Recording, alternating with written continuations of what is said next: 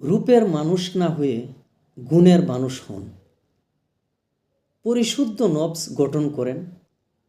নফস থেকে সমস্ত আমিত্ব, অহমিকা, সমস্ত লোভ, লালসা, কামনা, বাসনা বর্জন করুন।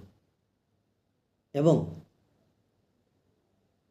যদি আপনার সম্ভব না হয় তাইলে অবশ্যই আপনি একজন কামিল মুর্শিদের শরণাপন্ন হন। কামিল মুর্শিদের সহবত, নূর নবীজির মোহাব্বত আল্লাহ পাওয়ার জন্য সঠিক পথ। আপনি অবশ্যই ইনশাআল্লাহ আপনার নফসকে পরিশুদ্ধ করতে পারবেন যদি আপনি একজন কামিল মুর্শিদের সহবত পান এবং ওনার দিক নির্দেশনা মতে আপনি চলেন। অবশ্যই টুডে অর টুমোরো, আজ না হয় কাল আপনি অবশ্যই সহিশুদ্ধ হবেনই ইনশাআল্লাহ। সহিশুদ্ধ নফস আল্লাহ পাওয়ার পূর্ব শর্ত।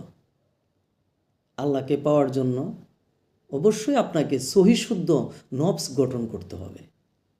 আমিন।